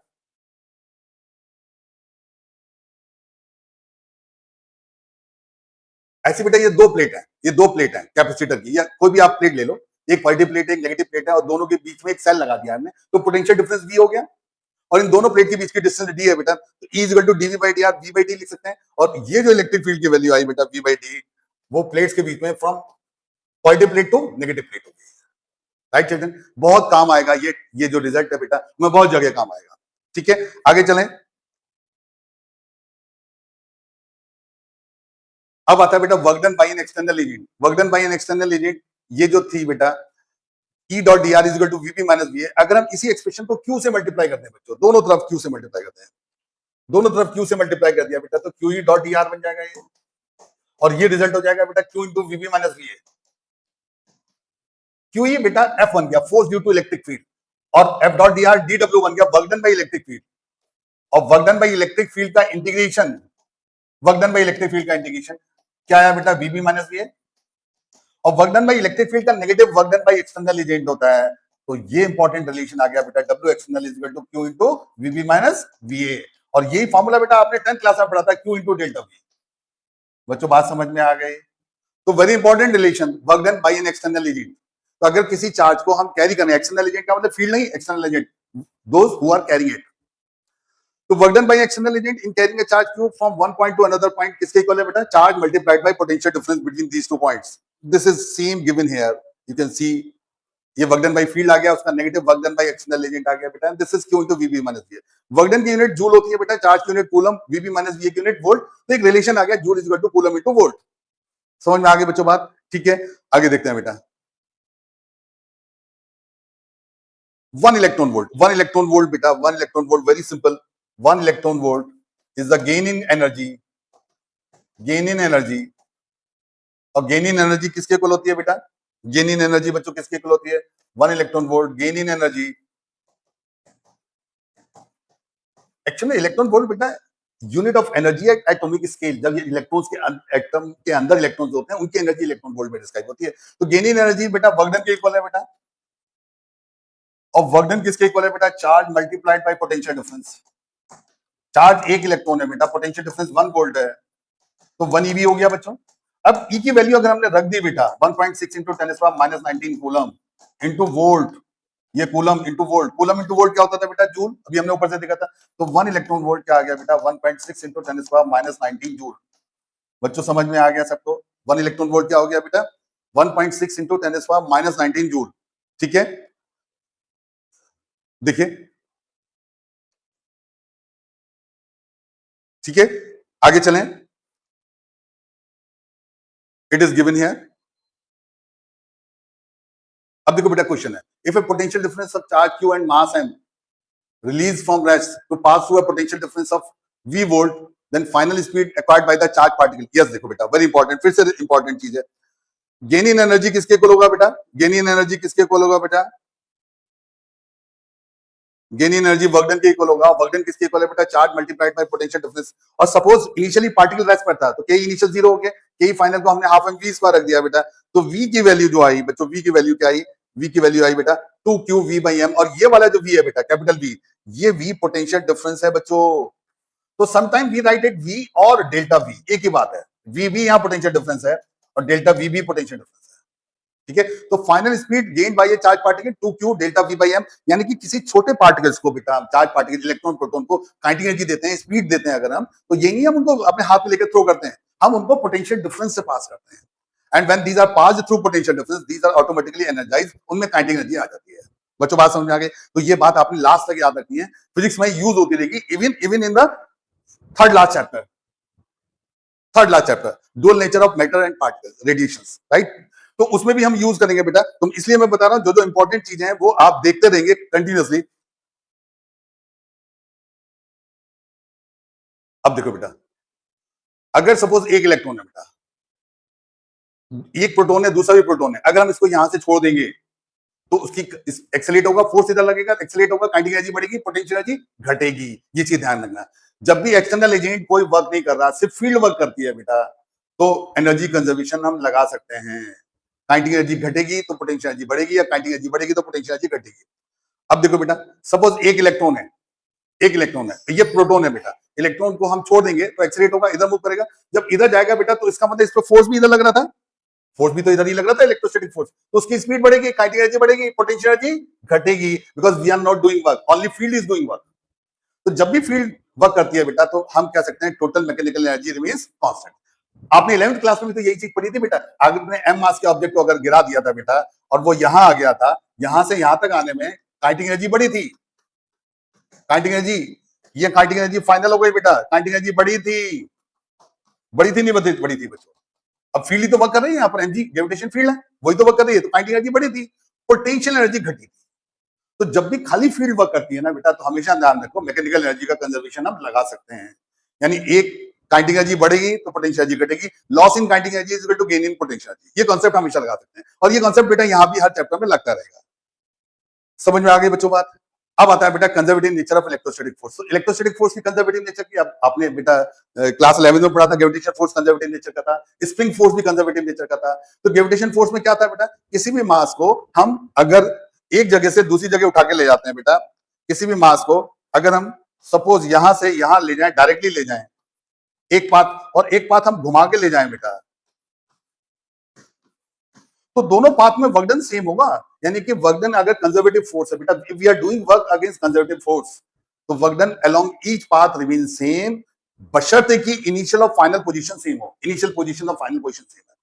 तो इलेक्ट्रोस्टैटिक फोर्स भी बेटा ऐसे कंजर्वेटिव फोर्स है। इसमें भी एक चार्ज को अगर हम दूसरी पोजीशन पे ले आ रहे हैं, एक पोजीशन से दूसरी पोजीशन पे किसी दूसरे चार्ज के फील्ड रीजन में, तो किसी भी पाथ से ले जाए वर्क डन सेम करना पड़ेगा। दूसरी बात, वर्क डन इन ए क्लोज पाथ जीरो होगा बेटा, जैसे आपको इस फिगर में दिखाता हूं मैं। अब देखो देखो बेटा, ये क्यू सोर्स चार्ज है, दूसरे चार्ज क्यू को बेटा ए से बी ले जाना है, ये सोर्स चार्ज है बच्चों, वेरी इंपॉर्टेंट, ध्यान से समझ लेना, ये सोर्स चार्ज है बेटा। दूसरे चार्ज को ए से बी ले जाना है, एक तो पाथ 1 है बेटा, एक पाथ 2 है, एक पाथ 3 है, तीनों पाथ में वर्क डन सेम करना पड़ेगा। और ये क्या शो कर रहा है, इलेक्ट्रोस्टैटिक फोर्स कंजर्वेटिव नेचर का है। ठीक है, इसमें क्यू क्या है बेटा, सोर्स चार्ज। तो हमेशा याद रखो बेटा, जब भी हम पोटेंशियल निकालते हैं ए और बी, वर्क डन अभी हमने पढ़ा ना बेटा, Q into VB minus V होता है। तो हम ले तो उसी चार्ज को ले आ रहे हैं, और बी और ए जो दो पॉइंट है बेटा वो फिक्स है, और पोटेंशियल फिक्स चार्ज की वजह से निकालते हैं, सोर्स चार्ज की वजह से। तो हर केस में वर्क डन सेम आएगा नहीं आएगा बच्चों।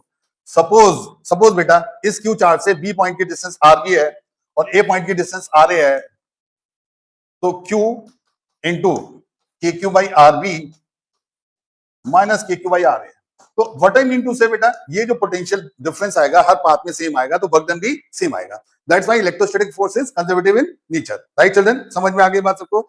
आगे देखते हैं बेटा, work done in close path zero होता है, ये भी हमें आता ही है बेटा। इक्विपोटेंशियल सर्फेसेस, इक्विपोटेंशियल सर्फेस कौन सी होती है बेटा, वो इमेजिनरी सर्फेसेस जिनके हर पॉइंट पर पोटेंशियल सेम होता है, हर पॉइंट पर पोटेंशियल सेम होता है। अब जैसे सपोज ये बोर्ड बेटा इक्विपोटेंशियल सर्फेस है, और ए पॉइंट ये है बेटा, सपोज ए पॉइंट ये है, ये ए पॉइंट है बेटा और ये बी पॉइंट है। ए पॉइंट पे पोटेंशियल 10 वोल्ट है और बी पॉइंट पे भी पोटेंशियल 10 वोल्ट है बेटा। तो इस सरफेस को इक्विपोटेंशियल सरफेस कहेंगे हम। बच्चों बात समझ में आ गई? इक्विपोटेंशियल सरफेस का मीनिंग समझ में आ गया? यानी वो इमेजिनरी सरफेस जिसके हर पॉइंट पे पोटेंशियल सेम हो, that is known as equipotential surfaces. ठीक है, तो बोर्ड की सरफेस इक्विपोटेंशियल सरफेस हो गई। ये कैसी है बेटा, 2D प्लेन सरफेस है, 2 डायमेंशन में। तो कुछ इक्विपोटेंशियल सरफेस 2 डायमेंशनल भी होती हैं, कुछ इक्विपोटेंशियल सरफेस 3 डायमेंशनल भी होती है। बट सरफेस है, इसका मतलब लाइन तो नहीं होगी, हमेशा प्लेन होगा। प्लेन कर्व्ड भी हो सकता है और प्लेन हॉरिजॉन्टल प्लेन भी हो सकता है। राइट चिल्ड्रन, समझ में आ गई? तो पहली इंपॉर्टेंट प्रॉपर्टी तो यही आ गई बेटा कि किसी चार्ज को मैं ए से बी लेके जाऊंगा इक्विपोटेंशियल सरफेस पर, तो Q into VB minus B लगाऊंगा बेटा।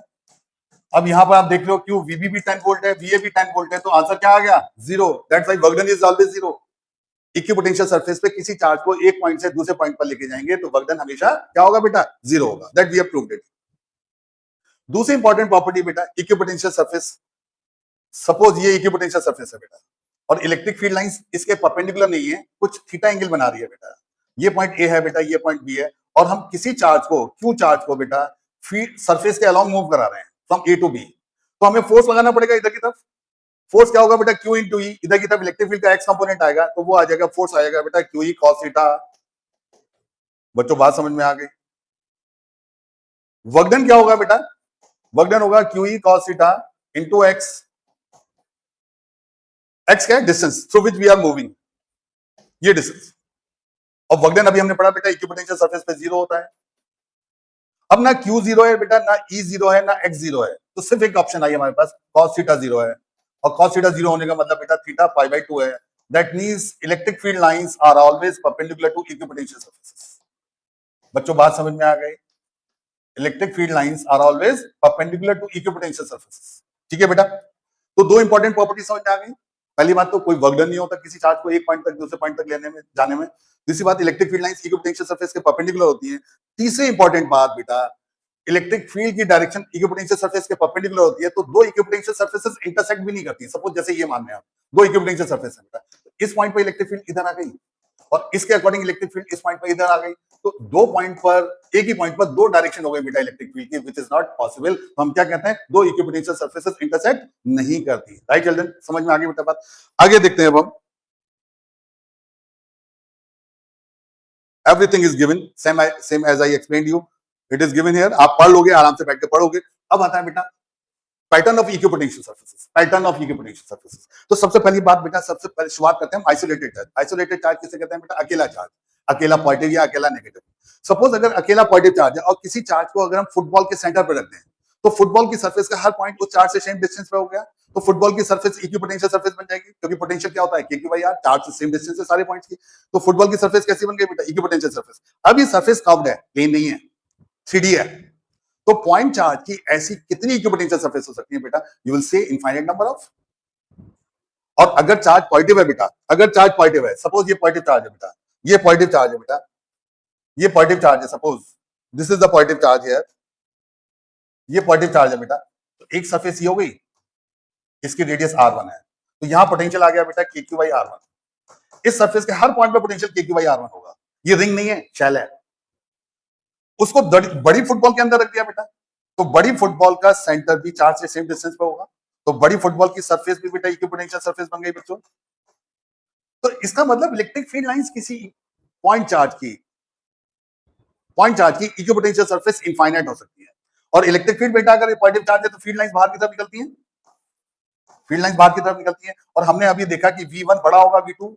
इसका मतलब यहां से हम दो बातें क्लियर हो गई बेटा, कि पहली बात तो यह है कि point charge has a positive point charge has infinite number of equipotential surfaces, all are concentric. दूसरी बात बेटा, electric field lines are always perpendicular to equipotential surface, this angle is 90 degree here, right children. तीसरी important बात बेटा, electric field outward है और outward direction में potential decrease हो रहा है। इसका मतलब electric field E is in the direction in which V is decreasing, in which potential is decreasing। बच्चों बात समझ में आ गई? Potential is decreasing, right. अब अगर हम नेगेटिव चार्ज की बात करें बेटा, अगर हम बात करते हैं नेगेटिव चार्ज की, नेगेटिव चार्ज है सपोज ये, तो इसकी इक्विपोटेंशियल सरफेस भी इनफाइनाइट नंबर होंगी। और बेटा ये रेडियस r1 है, अगर ये रेडियस r2 है बेटा, तो अंदर वाली सरफेस का पोटेंशियल कम होगा, बाहर वाली का पोटेंशियल ज्यादा होगा।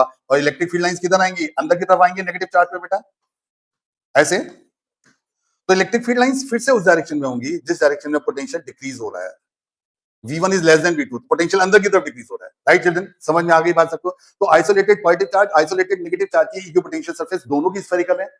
इलेक्ट्रिक फील्ड लाइंस एक में आउटवर्ड है, एक में रेडियली इनवर्ड है बेटा, क्योंकि इलेक्ट्रिक फील्ड लाइंस हमेशा उस डायरेक्शन में होती है जिस डायरेक्शन में पोटेंशियल डिक्रीज होता है, राइट चिल्ड्रन। समझ में आ गई बेटा बात? आगे चलते हैं।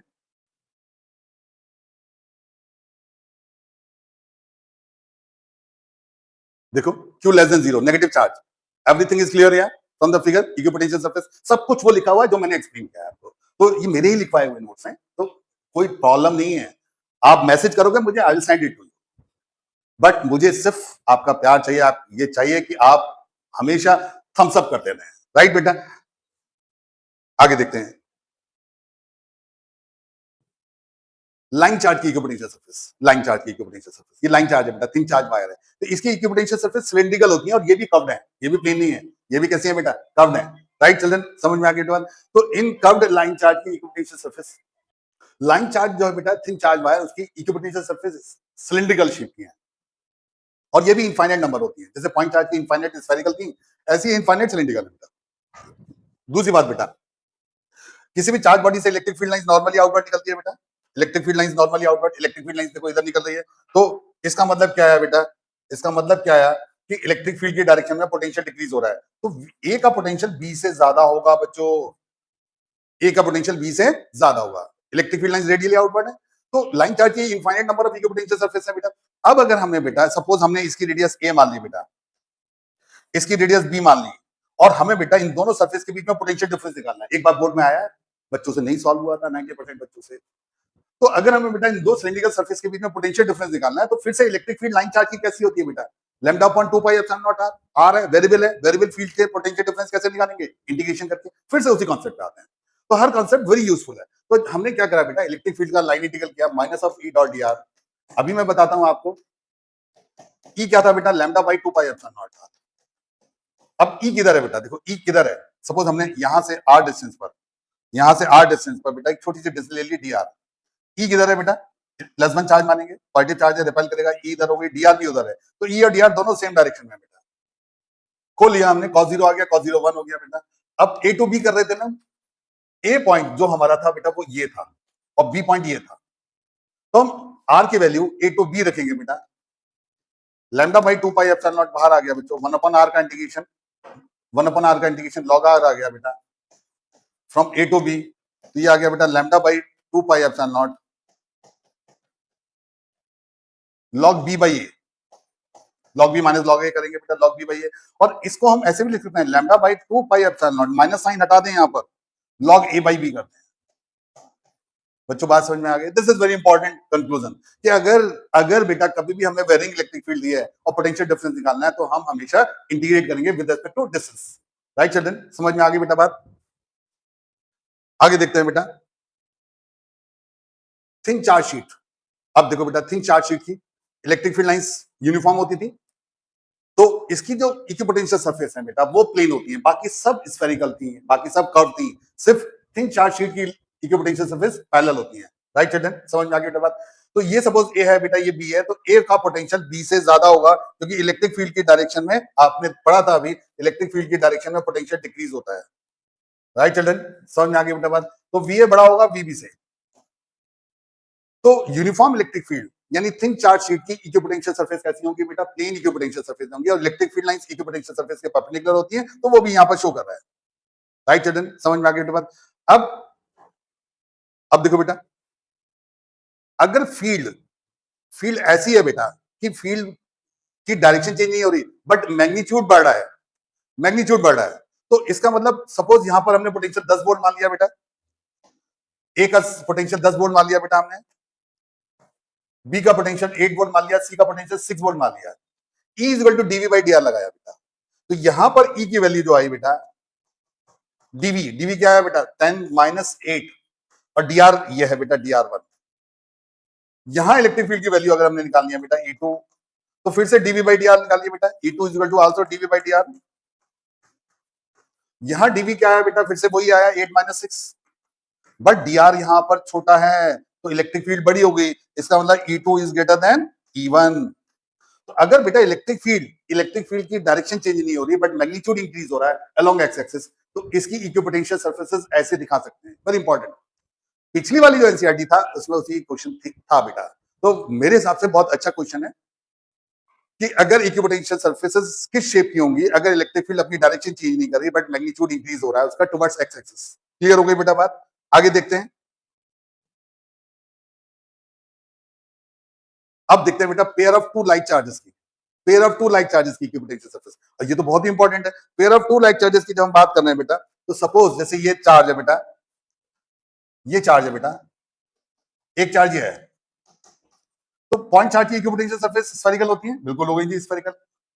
अब पॉइंट चार्ज, दो पॉइंट चार्जेस है बेटा और दोनों लाइक नेचर के हैं, तो उनके बीच में इलेक्ट्रिक फील्ड अगर हम निकालें तो प्लस क्यू की इधर आएगी, इस वाले प्लस क्यू की भी इधर आएगी, तो यहाँ ई की वैल्यू वीक हो जाएगी।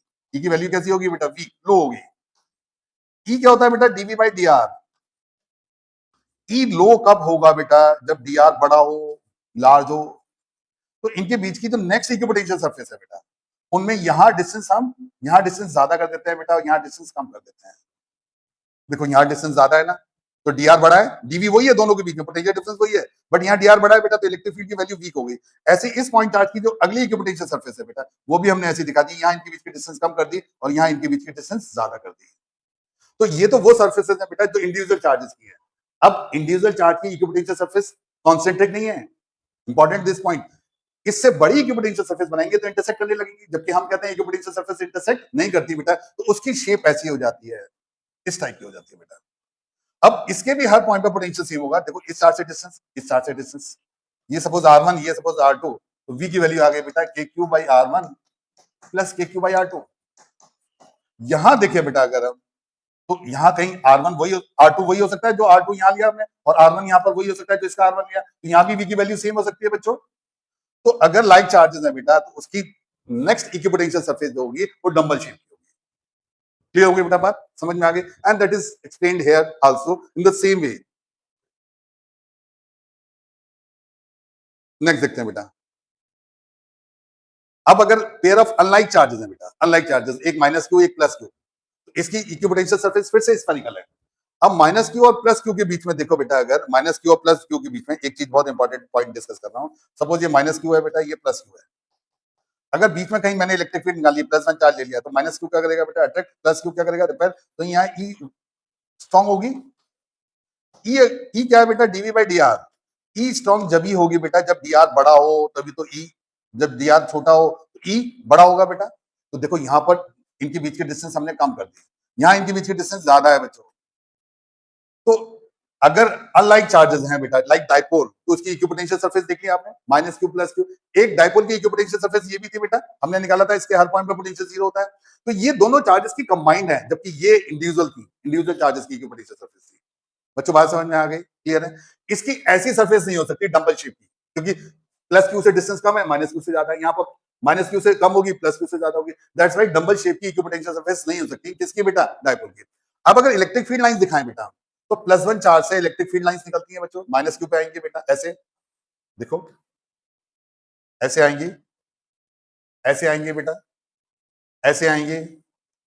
तो electric field lines equipotential surface के परपेंडिकुलर हैं बच्चों, वेरी इंपॉर्टेंट। ऐसे ये एंगल भी बेटा 90 डिग्री है।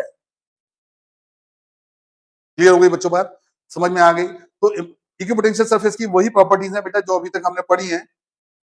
आगे देखते हैं। अब आता है बेटा expression for potential energy of a system of 2 point charges. जैसे आपने ग्रेविटेशन पोटेंशियल एनर्जी पढ़ी थी बेटा 11th में, work done in carrying a mass from infinity to a point near the other mass with constant speed. Similarly here, work done in carrying a point charge from infinity to a point near the other charge with constant speed. Work done by whom? Work done by external agent. उसको electrostatic potential कहते हैं बेटा, और उसको हम gravitational potential कहते हैं। तो अगर दो चार्जेस हैं बेटा, दो चार्जेस हैं बच्चों हमारे पास, Q1 और Q2, दो चार्जेस हैं बेटा हमारे पास, Q1 और Q2, और उनके बीच की डिस्टेंस R है बेटा। तो इसकी जो इलेक्ट्रोस्टैटिक पोटेंशियल है उसको 1-2 करते हैं बेटा, this is K Q1 Q2 by R। समझ में आ गई बेटा बात, this is K Q1 Q2 by R। इसका डेरिवेशन कैसे किया बेटा, U12 अभी हम बता रहे थे वर्क डन से, और वर्क डन क्या होता है बेटा, Q into VB minus V है। अब हम ला किसे रहे हैं बेटा, सपोज हमने Q1 को चार्ज को फिक्स रखा, Q2 को ला रहे हैं हम, कहां से बेटा, इंफिनिटी से। तो जहां से ला रहे हैं वो A पॉइंट हो गया, जहां ले जा रहे हैं बेटा वो B पॉइंट हो गया, और B पॉइंट इससे R डिस्टेंस पर है। राइट चिल्ड्रन, समझ में आ गया। तो किस चार्ज को कैरी कर रहे हैं बेटा, हम कर रहे हैं Q2 को। B पॉइंट पर पोटेंशियल हमेशा फिक्स चार्ज की वजह से लगते हैं। जब भी ये फॉर्मूला यूज करोगे बेटा, तो पोटेंशियल जो निकालोगे वो हमेशा फिक्स चार्ज, और फिक्स चार्ज क्या है बेटा, Q1। तो Q1 की वजह से B पॉइंट पर पोटेंशियल क्या है बच्चों, K Q1 by R। और Q1 की वजह से बेटा इंफिनिटी पे पोटेंशियल क्या है, K Q1 by इंफिनिटी, और एनीथिंग अपॉन इंफिनिटी क्या होती है, जीरो। तो फॉर्मूला क्या आ गया बच्चों, K Q1 Q2 by R। और पोटेंशियल एनर्जी भी स्केलर क्वांटिटी है, तो इसमें भी चार्जेस के साइन रखने हैं। पोटेंशियल और पोटेंशियल एनर्जी दोनों में चार्जेस के साइन रखने हैं, इलेक्ट्रिक फील्ड और फोर्स में चार्जेस के साइन नहीं रखने हैं। समझ में आ गई बच्चों बात, डेरिवेशन समझ में आ गया, बहुत सिंपल है। अब देखते हैं बेटा, देखो इसका डेरिवेशन वेरी सिंपल। पहले ये फॉर्मूला है बेटा, डेरिवेशन देख लो। Q2 को हम ला रहे हैं कहां से बेटा, इंफिनिटी से B पॉइंट तक, बिल्कुल वही चीज, the same as I describe you. Right children, आगे देखते हैं बेटा। अब आता है potential of system of more than 2 point charges. More than 2 point charges का मतलब क्या है बेटा, जैसे जैसे सपोज बेटा ये चार्जेस हैं, जैसे ये चार्जेस हैं बेटा, ये प्लस Q1 है, ये माइनस Q2 है, ये प्लस Q3 है, और ये माइनस Q4 है। ये चार चार्जेस है बेटा। इनके बीच के डिस्टेंस R12 है, इनके बीच के डिस्टेंस R23 है, इनके बीच के डिस्टेंस R34 है, इनके बीच के डिस्टेंस R14 है बेटा, और इनके बीच की डिस्टेंस R24 है, और इनके बीच की डिस्टेंस R13 है। बच्चों बात समझ में आ गई। तो हमने जो पोटेंशियल जी सीखी थी बेटा वो पेयर की थी, जबकि यहाँ तो बहुत सारे पेयर बन जाएंगे। तो हम क्या करते हैं बेटा, हर चार्ज का दूसरे चार्ज के साथ पेयर बनाएंगे, और ये ध्यान रखते हुए कोई भी पेयर रिपीट ना हो। तो 1 का 2 के साथ, 1 का 3 के साथ, 1 का 4 के साथ, अब 2 के बनाए बेटा, 2 का 3 के साथ, 2 का 4 के साथ, 2 का 1 के साथ आ चुका है तो शुड नॉट बी रिपीटेड। अब 3 के बनाए बेटा, 3 का 1 के साथ आ चुका है, 3 का 2 के साथ भी आ चुका है, 3 का सिर्फ 4 के साथ आ गया। तो ये आ गए बेटा, ये सारे पेयर आ गए। अब क्या करते हैं बेटा, अब हम चार्जेस के साइन भी रखेंगे, हमेशा चार्जेस के साइन भी। U12 को क्या लिखेंगे बेटा, U12 को देखो क्या लिखेंगे, K। 1 वाला चार्ज कैसा है बेटा, पॉजिटिव, प्लस Q1। 2 वाला चार्ज कैसा है बेटा, नेगेटिव, तो माइनस Q2। और इनके बीच की डिस्टेंस क्या है बेटा, R1। राइट चिल्ड्रन, ऐसे बेटा U13 को क्या लिखेंगे हम, U13 को K plus Q1, plus Q3 divided by R13। समझ में आ गई बच्चों बात? तो यहां मैंने सबको पॉजिटिव मान लिया है, इसलिए निकाल दी। यहाँ पॉजिटिव नेगेटिव दोनों है, तो उसी के अकॉर्डिंग मैंने यूज किया बेटा। यानी इसमें चार्जेस के साइन रखने हैं बच्चों। क्लियर हो गई बात? आगे चले। अब आता है बेटा potential energy of 2 point charges in an external field reason. External field reason का मतलब कोई दूसरी फील्ड है बेटा, उसमें हम पोटेंशियल एनर्जी निकालना चाहते हैं। अब देखो मैं फिगर दिखाता हूं, पहले आप यहां देख लो। सपोज ये एक्सटर्नल फील्ड है बेटा, देखो फिगर में देख लो, ये एक्सटर्नल फील्ड है बेटा ई, ये एक्सटर्नल फील्ड है बेटा। हम इन चार्जेस को जो कहां रखे थे बेटा, इन्फिनिटी पे रखे थे, दोनों इन्फिनिटी पे रखे थे, और उनके बीच की डिस्टेंस भी इन्फिनिटी थी। इन चार्जेस को एक्सटर्नल फील्ड में उठा के ला रहे हैं, और एक्सटर्नल जहां हम ए पॉइंट पर ले गए बेटा, वहां पोटेंशियल V1 था, और जहां हम बी पॉइंट पर ले गए वहां पोटेंशियल V2 था, और इनके बीच की फाइनल डिस्टेंस R है।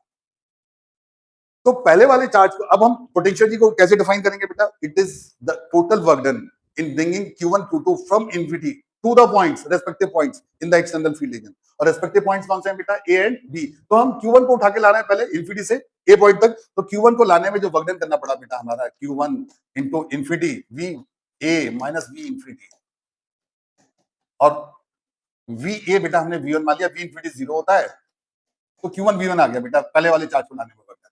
अब दूसरे वाले चार्ज को लाने में वर्क डन बेटा, जो हम दूसरे वाले चार्ज को ला रहे हैं बेटा, तो एक तो एक्सटर्नल फील्ड के अगेंस्ट वर्क कर रहे हैं, वो तो ये हो जाएगा बेटा। एक पहला वाला चार्ज जो हमने लाके ऑलरेडी रख दिया, वो भी तो इसको रिपेल करेगा या अटैक करेगा, तो उसके अगेंस्ट भी वर्क करेंगे हम। और उसके अगेंस्ट वर्क मैंने पिछले टॉपिक में आपको डिफाइन किया था कि एक चार्ज को दूसरे चार्ज के पास लाने में जो वर्क डन होता है, वो दोनों की पोटेंशियल एनर्जी होती है। तो दूसरे चार्ज को लाने में जो वर्क करना पड़ेगा बेटा, हमें दो वर्क करने पड़ेंगे, W2 dash plus W2 double dash. W2 dash क्या होगा बेटा? Q2 को ला रहे हैं हम बी पॉइंट तक इन्फिनिटी से, और W2 डबल डैश होगा Q1 की फील्ड के अगेंस्ट ला रहे हैं, और उनके बीच की डिस्टेंस फाइनल R है बेटा। Q2 VB को हमने लिख दिया बेटा V2, V इन्फिनिटी को 0 मान लिया बेटा, plus K Q1 Q2 by R, ये W2 आ गया बेटा। तो टोटल वर्क डन जो आया बेटा W1 प्लस W2, यही पूरे सिस्टम की पोटेंशियल एनर्जी बन गया बेटा। ये क्या बन गया? पूरे सिस्टम की पोटेंशियल एनर्जी। तो टोटल वर्क डन क्या आ गया बेटा? Q1 V1 plus Q2 V2 plus K Q1 Q2 by R। बच्चों बात समझ में आ गई? This is the total work done. तो यही टोटल पोटेंशियल एनर्जी बन गया बेटा सिस्टम की। क्या बन गया? Q1 V1 plus Q2 V2 plus K Q1 Q2 by R। Right children, समझ में आ गई बेटा बात? अब अगर सपोज बेटा हम दोनों चार्जेस को डायपोल के चार्जेस मान लें, और इन दोनों चार्जेस को इन्फिनिटी से उठा के डायरेक्ट यहां पर ला रहे हैं एक साथ, तो हमें ये वाला वर्क नहीं करना पड़ेगा। जब एक साथ लाना है तो हमें ये वाला वर्क नहीं करना पड़ेगा, सिर्फ हमें ये वर्क करना पड़ेगा बेटा। Q1 को प्लस क्यू लिख दिया, V1 लिख दिया बेटा, Q2 को माइनस क्यू लिख दिया, V2 लिख दिया। राइट चिल्ड्रन, क्यू बाहर ले लिया बेटा, ये आ गया V1 माइनस V2, और V1 माइनस V2 क्या होगा बेटा?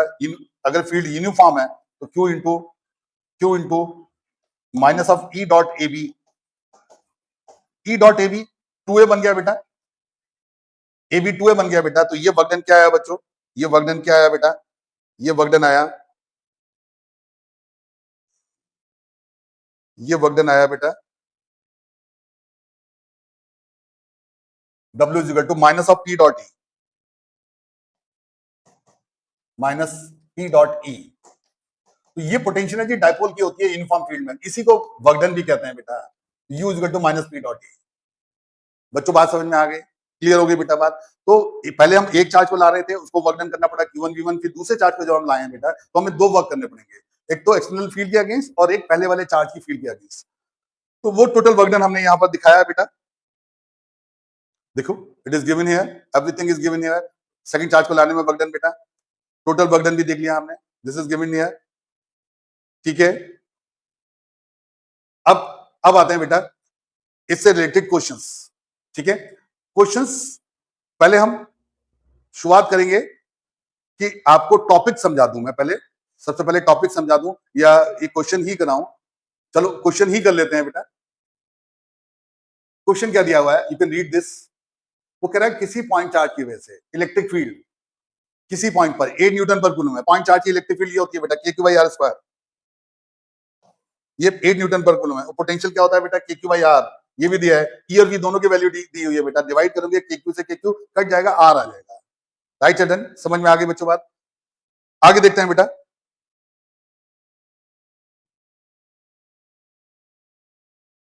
सारे क्वेश्चंस हैं, मैं क्वेश्चंस एक साथ दे दूंगा, आप चिंता ना करो बिल्कुल भी। I will explain you everything. मैं अभी फिलहाल थ्योरी एक बार अच्छी तरह से खत्म कर देता हूं, जिससे कि आपको कोई प्रॉब्लम ना हो फिर क्वेश्चंस करने में।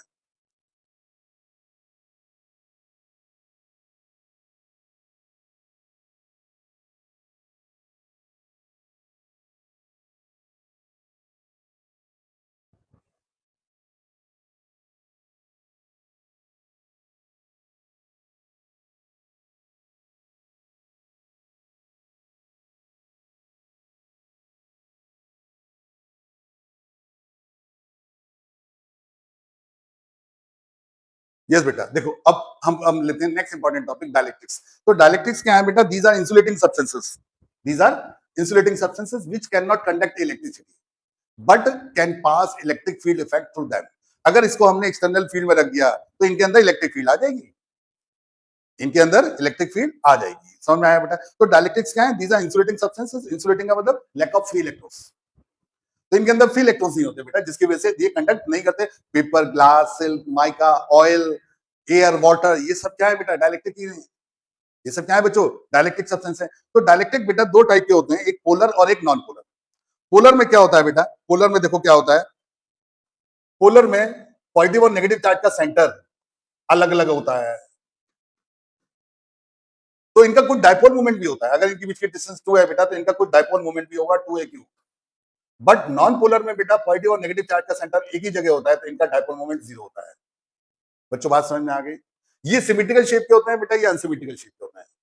अब पोलर की एग्जांपल दे दें बेटा, जैसे H, H2O, H और OH दोनों पॉजिटिव और नेगेटिव चार्ज का सेंटर एक जगह नहीं होता, तो this is example of polar dielectric, HCl, NaCl। और नॉन पोलर बेटा like gases, CH3, N2, CH4, ये सब क्या है बेटा? Non polar dielectrics. क्लियर हो गई बच्चों बात? तो हम ये देखें बेटा कि दो टाइप के डायलेक्ट्रिक सब्सटेंसेस हैं। नॉन पोलर डायलेक्ट्रिक देखा आपने, जिसमें पॉजिटिव और नेगेटिव चार्ज का सेंटर एक ही जगह होता है एक्सटर्नल, तो इनका डायपोल मोमेंट 0 होता है। बट अगर हम इनको एक्सटर्नल फील्ड में रखते हैं बेटा, तो ये भी पोलराइज हो जाते हैं और ये भी पोलर डायलेक्ट्रिक बन जाते हैं। यानी नॉन पोलर डायलेक्ट्रिक भी पोलर बन जाते हैं, बट जो ऑलरेडी पोलराइज हैं, इलेक्ट्रिक फील्ड में रखने पर वो क्या होता है बेटा? इलेक्ट्रिक फील्ड की डायरेक्शन में अलाइन हो जाते हैं, जिसकी वजह से डायलेक्ट्रिक सब्सटेंस के अपोजिट एंड पर अपोजिट चार्जेस इंड्यूस हो जाते हैं, और इस फिनोमेना को डायलेक्ट्रिक पोलराइजेशन कहते हैं। समझ आ गई बच्चों बात? इस फिनोमेना को क्या कहते हैं बेटा? Dielectric polarisation. So atoms or molecule of these substances in which center of negative charge and positive charge revolving at the same place, so these have zero dipole moment, dielectrics. ठीक है बच्चों, देखो ये नॉन पोलर है जिसमें dipole moment 0 है, क्योंकि positive और नेगेटिव चार्ज का सेंटर। एग्जांपल देख लो H2O2, N2, राइट? ठीक है। पोलर डायलेक्ट्रिक बेटा जिसमें पॉजिटिव और नेगेटिव चार्ज का सेंटर एक जगह नहीं होता है, HCl, H2O, ये सब पोलर है बेटा। HOH, तो P इक्वल टू क्या होगा बेटा? इनका 2aq, और Q क्या होगा? एक इलेक्ट्रॉन का चार्ज, इस पे एक, इस पे भी एक, राइट चिल्ड्रन? समझ में आ गई बेटा बात? डायलेक्ट्रिक पोलराइजेशन, अब ये बहुत इंपॉर्टेंट फिनोमेना है बेटा। डायलेक्ट्रिक पोलराइजेशन बेसिकली क्या है बेटा? जब हम किसी भी सब्सटेंस को, डायलेक्ट्रिक सब्सटेंस को इलेक्ट्रिक फील्ड में रखते हैं, डायलेक्ट्रिक सब्सटेंस को एक्सटर्नल फील्ड में रखते हैं बेटा, जैसे सपोज मैं आपको यहां दिखाता हूं, जैसे ये डायलेक्ट्रिक सब्सटेंस है बेटा, ये डायलेक्ट्रिक सब्सटेंस है बेटा, ये डायलेक्ट्रिक सब्सटेंस है, और ये मान लो नॉन पोलर था, बट इलेक्ट्रिक फील्ड में रखा बेटा हमने इसे, एक्सटर्नल फील्ड में रखा, और मान लो एक्सटर्नल फील्ड ये है बेटा, तो पॉजिटिव और नेगेटिव चार्ज का सेंटर अलग अलग हो गया। नेगेटिव चार्ज के सेंटर को इलेक्ट्रिक फील्ड अट्रैक्ट करेगी, पॉजिटिव चार्ज के सेंटर को रिपेल करेगी बेटा। तो हर डायलेक्ट्रिक की शेप अनसिमेट्रिकल हो गई। बच्चों बात समझ में आ गई? इस टाइप से हो गई बेटा। तो यहाँ इफेक्टिवली नेगेटिव चार्ज इंड्यूस हो गया बेटा, और यहाँ इफेक्टिवली पॉजिटिव चार्ज इंड्यूस हो गया। ये इंड्यूस चार्जेस हैं। ये क्या है बेटा? Induce charges. और इंड्यूस चार्जेस बेटा डायलेक्ट्रिक के अंदर इंड्यूस्ड फील्ड बना लेते हैं, इंड्यूस्ड फील्ड। तो डायलेक्ट्रिक के अंदर जो नेट फील्ड बची बेटा, ई नेट, जो डायलेक्ट्रिक के अंदर बची, वो आई बेटा ई नॉट माइनस ई आई, क्योंकि ई आई अपोजिट डायरेक्शन है। और ई आई की वैल्यू जो होती है बेटा, वो होती है, इसको हम कैलकुलेट करते हैं, E naught into 1 minus 1 by epsilon R. और इसको जब हम सॉल्व करते हैं बेटा, ई नेट आता है ई नॉट बाई एप्सिलॉन आर। बच्चों बात समझ में आ गई? तो एप्सिलॉन आर हमें निकालना है डायलेक्ट्रिक का, रिलेटिव परमिटिविटी या डायलेक्ट्रिक कांस्टेंट। तो एक्सटर्नल फील्ड जो लगाई इसके ऊपर, उसको डिवाइड कर देंगे बेटा नेट फील्ड से, तो वो उसका एप्सिलॉन आर आ जाएगा। बच्चों बात समझ में आ गई? और ये पूरा फिनोमेना क्या है बेटा? Dielectric polarisation. यही होता है जब हम कॉम को रब करते हैं बेटा ड्राई हेयर से, तो कॉम पे चार्ज आता है because com is a fibre. अब उसको जब हम पेपर पीसेस के पास लाते हैं, और पेपर क्या है, पेपर क्या है बेटा, डाइलेक्ट्रिक इंसुलेटर। तो पेपर पीसेस में भी यही होता है, उसके जैसे हम कॉम लाए बेटा, यहाँ नेगेटिव चार्ज इंड्यूस हो गया, यहाँ पॉजिटिव चार्ज, तो पेपर पीसेस अट्रैक्ट होते हैं, जबकि पेपर अभी भी न्यूट्रल है, चार्जेस इंड्यूस हुए सिर्फ। तो पेपर पीस कॉम से टच हो जाता है, कॉम से अट्रैक्ट हो जाता है, लेकिन कॉम से जब वो अट्रैक्ट हो गया तो कॉम का कुछ चार्ज पेपर पे चला जाता है, फिर वो न्यूट्रल जाता है, गिर पड़ता है। तो पेपर पीस को कॉम जो अट्रैक्ट कर रहा है ना बेटा, वो कौन सा फिनोमेना है, डाइलेक्ट्रिक पोलराइजेशन, इंडक्शन नहीं है। इंडक्शन सिर्फ कंडक्टर्स में होता है, मेटल्स में। डाइलेक्ट्रिक्स में डाइलेक्ट्रिक पोलराइजेशन होता है, समझ आया बेटा। तो चार्ज कॉम पेपर पीसेस को अगर अटैक कर रहा है, दैट इज डाइलेक्ट्रिक पोलराइजेशन। समझ आ गई बच्चों बात। तो उसके अंदर नेट इलेक्ट्रिक फील्ड हम ऐसे निकालते हैं बेटा, ये ई नेट की वैल्यू आ गई। क्लियर हो गई बच्चों बात। अब अगर हम बेटा कंडक्टर की बात करें, डाइलेक्ट्रिक की तो बात कर ली हमने, अब कंडक्टर की बात करें। अगर किसी मेटल के ऑब्जेक्ट को हमने रखा बेटा, मेटल को एक्सटर्नल फील्ड में रखा, अब देखो, अब ध्यान से सारी चीजें एक्सप्लेन कर रहा हूं मैं। मेटल के अंदर तो प्लेंटी ऑफ फ्री इलेक्ट्रॉन्स होते हैं, इसके अंदर तो जो पोलराइज होते हैं उन्हीं की वजह से चार्जेस इंड्यूस है, उनकी वजह से इलेक्ट्रिक फील्ड इंड्यूस है। बट मेटल के अंदर प्लेंटी ऑफ फ्री इलेक्ट्रॉन्स होते हैं, तो वो फ्री इलेक्ट्रॉन सारे के सारे इधर आ जाते हैं बेटा, ये फ्री इलेक्ट्रॉन हो गए। अब जिन एटम से फ्री इलेक्ट्रॉन निकल गए बेटा, वो जो एटम बने वो पॉजिटिव आयंस रह गए, और पॉजिटिव आयंस बाउंड चार्जेस होते हैं, तो आयंस मूव नहीं करते, बट उनका centre of positive charge repel हो जाता है बेटा, तो पॉजिटिव चार्ज यहां इंड्यूस हो गया। प्लेंटी ऑफ फ्री इलेक्ट्रॉन्स हैं, तो ये इलेक्ट्रॉन जब तक जाते हैं बेटा इसके अंदर, जब तक कि वो इलेक्ट्रिक फील्ड के इफेक्ट को कैंसिल नहीं कर लेते, और इलेक्ट्रॉन्स तो सरप्लस में है बेटा, तो नेट इलेक्ट्रिक फील्ड इसके अंदर जो बनती है बेटा, induce field EI dielectric conductor के अंदर, वो एक्सटर्नल फील्ड के इक्वल और अपोजिट डायरेक्शन में आती है। इसलिए नेट इलेक्ट्रिक फील्ड क्या आ गई बेटा कंडक्टर के अंदर, ई नॉट माइनस ई आई, और ई आई भी कंडक्टर में ई नॉट के इक्वल है बेटा, तो नेट फील्ड क्या आ गई बच्चों, जीरो आ गई। इसलिए हम कहते हैं बेटा कि कंडक्टर का dielectric constant epsilon R conductor का E naught upon E net, और ई नेट क्या है बेटा कंडक्टर के अंदर, जीरो। इसलिए हम कहते हैं बेटा कि कंडक्टर का डाइलेक्ट्रिक कांस्टेंट इनफाइनाइट होता है। बच्चों बात समझ में आ गई। तो किसी भी चार्ज, किसी भी मेटल पीस को चार्ज देते हैं, अगर हम उसे चार्ज देने तो उसका चार्ज सारा का सारा सरफेस पे आ जाता है, अंदर इलेक्ट्रिक फील्ड जीरो होती है, कंडक्टर की सरफेस इक्विपोटेंशियल सरफेस होती है, राइट चिल्ड्रन, और सरफेस पे इलेक्ट्रिक फील्ड होती है। ऐसे किसी कंडक्टर के पीस को एक्सटर्नल फील्ड में रखते हैं तो भी उसके अंदर नेट फील्ड जीरो हो जाती है, क्योंकि इंड्यूस फील्ड जो है इक्वल एंड अपोजिट है, that's why net field is zero inside the conductor. समझ में आ गई बच्चों बात, क्लियर है। आगे देखते हैं बेटा, same here is explain, same thing is explained here.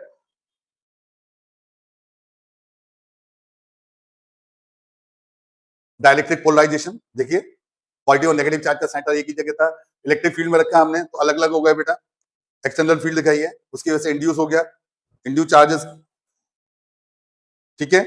Everything is same as I explain you. E net ये आ गए बेटा, ई नेट की वैल्यू हम ऐसे निकाल लेते हैं। डाइलेक्ट्रिक स्ट्रेंथ, एयर भी डाइलेक्ट्रिक है बेटा, मैंने बताया था एयर की डाइलेक्ट्रिक स्ट्रेंथ 3 × 10⁶ वोल्ट पर मीटर है। अगर एयर में इलेक्ट्रिक फील्ड इससे ज्यादा होती है तो एयर ब्रेक डाउन हो जाता है, जैसे किसी डाइलेक्ट्रिक का ब्रेक डाउन हो जाता है, ऐसे एयर का भी ब्रेक डाउन हो जाता है। तो वो एयर की डाइलेक्ट्रिक स्ट्रेंथ है, it is given in this topic. Dielectric strength of air is 3 × 10⁶ volt पर मीटर, राइट चिल्ड्रन, समझ में आ गई बेटा बात। तो इसके बाद हम नेक्स्ट टॉपिक जो शुरू करेंगे बेटा, conductors in electrostatic condition, this we have covered, this we have covered बेटा। अब हम लेंगे बेटा important topic which is capacitance.